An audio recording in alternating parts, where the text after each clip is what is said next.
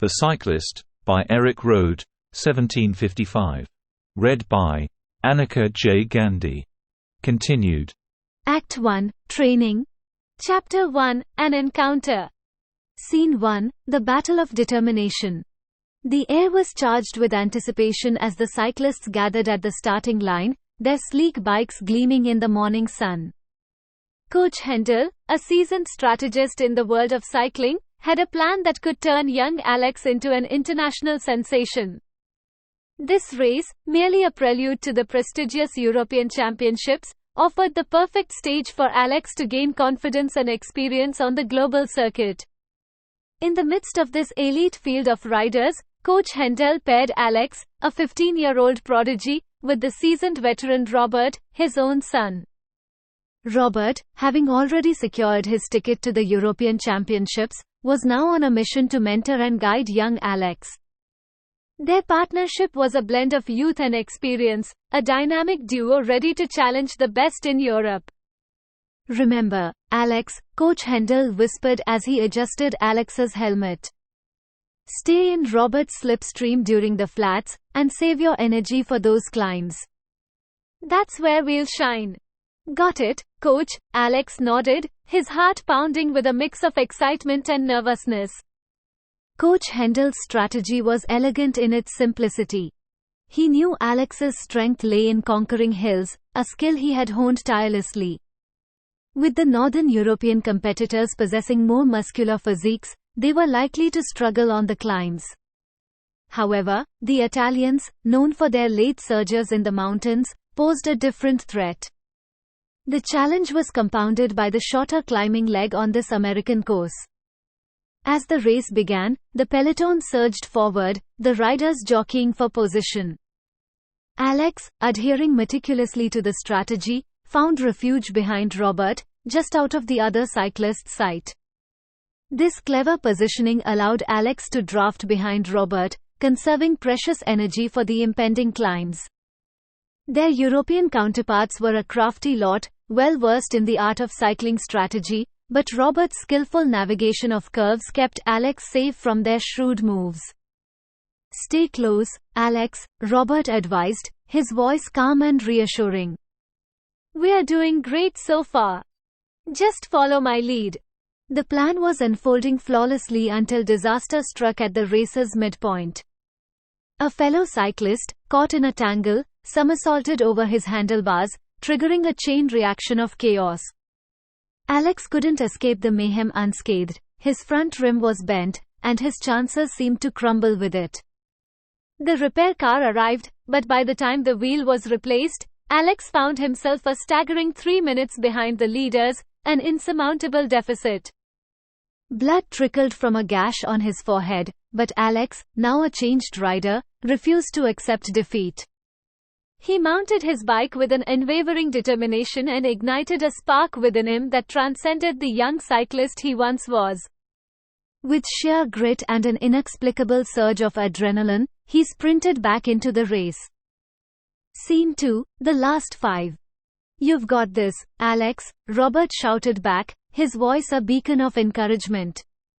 Although Alex couldn't hear, Robert, as if communicating telepathically to Alex, added, "You can still catch up." By now, Robert and the other top 4 leaders were way ahead and out of sight from the crash site. Many cyclists who had crashed didn't rejoin, but something extraordinary propelled Alex forward.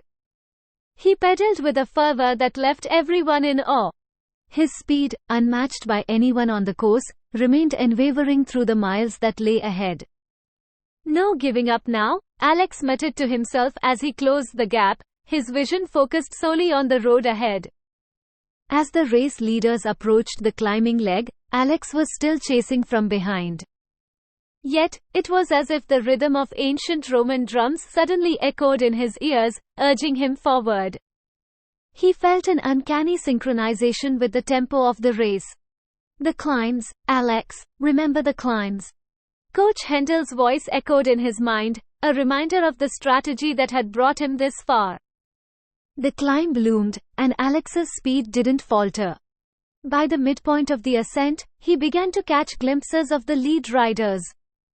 Robert, among the top 5, was just within reach. Then, Alex discovered an even higher gear, a surge of energy that he had never felt before. It was as if the mountains themselves were propelling him upward. "We're closing in, Alex." Robert's words of encouragement reached his ears. As the race unfolded, it was essential to remember that this particular competition held no significance in the overall rankings. It was merely a warm-up event for the impending European Championships, a chance for riders to test their mettle before the grand showdown in the northeastern US. However, there was a captivating twist to this seemingly ordinary race. Any non-internationally ranked cyclist who managed to secure a position among the top 5 finishers would receive an automatic invitation to the prestigious European Championships. It was a wildcard opportunity, a golden ticket to the pinnacle of European cycling. This knowledge added an extra layer of tension to an already intense competition. 3/4 of the way up the climb, he was closing in on the top 5. The other cyclists sensed his relentless pursuit and responded with their own burst of speed. Robert, realizing the unprecedented pace, shared a quick glance with Alex. It dawned on him, the Europeans, their pride wounded, had kicked into panic mode. "We're in this together, Alex," Robert shouted, a newfound determination in his voice. Now, 6 riders hurtled down the straightaway, and victory was anyone's game. Alex held his ground in 6th place until the finish line. It was a phenomenal achievement, an evidence to his unbreakable spirit and unwavering determination. "You did it, Alex!" Robert exclaimed as they crossed the finish line. "You're a true champion." The top European cyclists acknowledged Alex's extraordinary performance, extending heartfelt congratulations. In their eyes, they saw not just a rival but a promising future for American cycling. Coach Hendel and Robert brimmed with pride and joy. America had staked its claim in the world of cycling. Until then, the Europeans had ruled. Scene 3, a chance encounter. A few years later, amidst the rolling Italian northern hills of the late 1950s, where the landscape seemed to breathe with history, Alex, in his early 20s and standing tall at 6 feet, with a chiseled facial contour and a lean frame, was a beacon of youthful determination. His roots might have been in the New York City streets, but here, amidst the rural beauty of Italy, he found a different kind of inspiration. As the sun bathed the fields in a golden embrace, he pedaled with the spirit of adventure coursing through his veins. With the wind tousling his short blonde hair and his chiseled features set with determination, Alex turned to his teammates and said, "Let's give it our all, guys. These hills are nothing compared to the Alps." His teammates, some of them more seasoned in the sport, acknowledged his prowess.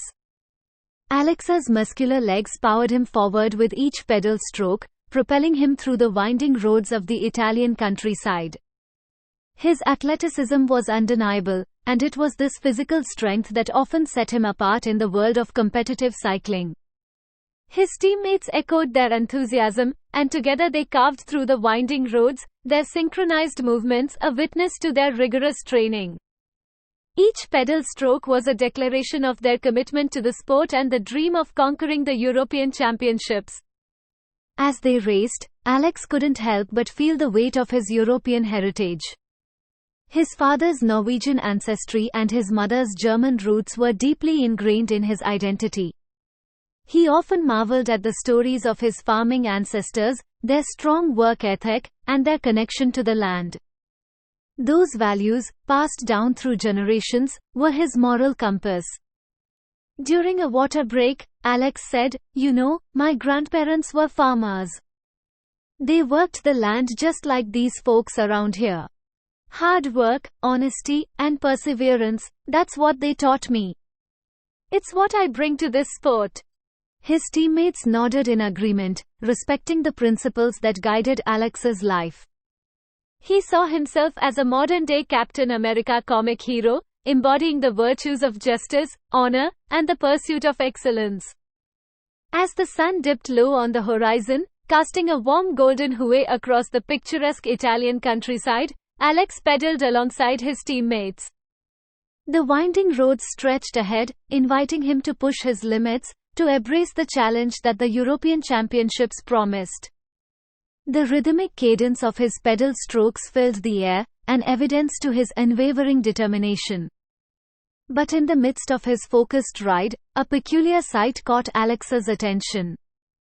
Ahead, on a quaint three-wheeler bicycle, an older Italian woman named Ponti was struggling with a flat tire. The sight triggered a vivid flashback to a moment from his childhood, one that had set him on the path of cycling. Scene 4, the flat tire. Alex, his thoughts momentarily drifting back in time, his voice tinged with nostalgia, said to himself, "I remember it like it was yesterday." In the flashback, young Alex, at the tender age of 8 or 9, found himself in a situation that would forever change the course of his life. It was a sunny day in New York City, and he was out exploring with a sense of youthful adventure. He had ventured far from home when he encountered a scene that etched itself into his memory. He stumbled upon a group of kids gathered around a broken-down bicycle. The bike's owner, a boy around his age, looked distraught. The tire was flat, and the other kids were teasing and taunting him. But instead of joining in, young Alex felt an unexpected surge of empathy. Young Alex, looking at the distressed boy, his eyes filled with determination, said, "I can help you fix it." With little hesitation, Alex rolled up his sleeves and got to work. He had watched his father tinker with tools in the garage countless times, and some of that knowledge had rubbed off on him. As he repaired the flat tire with makeshift tools, a sense of accomplishment washed over him, and he saw the boy's tears transform into a radiant smile. The boy, his voice filled with gratitude, said, "Wow, you're like a superhero." From that day on, cycling became more than just a mode of transportation for young Alex. It became a symbol of his ability to make a difference, to be a hero in unexpected moments. The memory of that transformative day stayed with him, shaping his character and instilling in him a deep love for cycling. Alex, snapping back to the present with a newfound sense of purpose, talked to himself, "And that's why I love cycling. It's not just a sport, it's a way to be a hero when it matters most." But amidst the camaraderie and dreams of cycling glory, fate had a different plan for Alex that day. The sight of Ponti struggling with her flat tire tugged at his heartstrings. It was a moment that defined the essence of Alex, a compassionate hero ready to lend a helping hand. Alex, to his teammates as he veered off the training route, yelled, "I'll catch up with you guys later. There's someone who needs our assistance." With those words, he left his teammates behind, disappearing into the Italian countryside. His determination to reach the European Championships was momentarily overshadowed by a simple act of kindness, a chance encounter with Ponti and the beginning of an unexpected journey that would intertwine his destiny with Carlo and Ponti in ways he could never have imagined. Scene 5, a patchwork of language and a late arrangement. Drawing closer to Ponti, I realized the formidable barrier that lay between us, the language barrier. Her English was limited, as was my Italian. Yet, the universality of gestures and expressions proved to be a bridge, connecting us in a shared understanding. With a few words and a series of nods, I conveyed my intention to help. Alex extended his hand forward with a friendly smile and said, "Hello, I'm Alex." Ponti, reciprocating the gesture with a warm grin, placed her hand in his and replied, "Ponti." Alex, gesturing to the flat tire, mimicking fixing it with hand gestures, talked to himself, "All right, let's get this tire fixed. I've done this 100 times. Ponti, her eyes brightening with understanding, nodded enthusiastically, watching with curiosity. Ponti, gesturing towards the flat tire and then to herself, said, see. As I crouched beside her three-wheeler, the expert in cycling, I began to mend the flat tire myself. I reached into my cycling kit, extracting a tire lever and a small pump. The first challenge was prying the tire away from the wheel's rim, but years of experience made it seem almost effortless. With the tire removed, I inspected the inner tube, searching for the source of the flat. It didn't take long to find it, a tiny thorn embedded in the rubber. Carefully, I removed the thorn and then used a patch kit to seal the puncture. The adhesive patch adhered smoothly, a proof to my well-practiced technique. Ponty watched the process with keen interest, her limited English occasionally expressing words of encouragement. As I worked, I talked to myself, explaining each step in a mixture of English and hand gestures. The second challenge arose when I tried to reseat the tire on the rim, but a bit of tire lever finesse did the trick. With the tire back in place, I used my pump to inflate it to the correct pressure. It took a bit of effort, but soon, the tire was taut and ready for the road. As I stood back, satisfied with my handiwork, Ponty clapped her hands in delight, her face lighting up with a smile. We may not have shared a common language, but in that moment, the language of cycling and the universal understanding of a helping hand had forged a connection between us.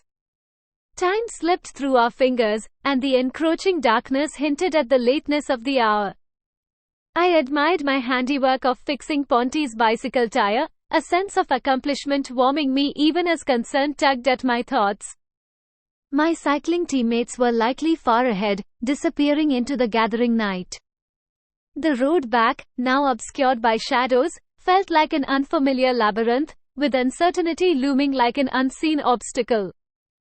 Alex, concerned and looking around, talked to himself, my team. They're probably way ahead by now. Ponty, her gratitude unwavering, could sense my unease. She extended a heartwarming invitation, her limited English and expressive gestures making her intent clear. She insisted on escorting me to her home, assuring me that it was not too distant. Gratitude swelled within me, a sentiment that transcended the boundaries of language. Ponty, with a warm smile, said, Vieni, Vieni. Casa mia, non lontana. Come, come. My home, not far. Alex, sincerely, replied, Grazie, Ponty. Thank you, Ponty. I appreciate your kindness. As we set off together, her three-wheeler and my road bike forged an unexpected companionship. The evening breeze carried whispers of a tale yet to unfold, and in the fading light, our silhouettes merged into a unique bond that defied words. The Cyclist, by Erik Røde, 1755. Read by Annika J. Gandhi.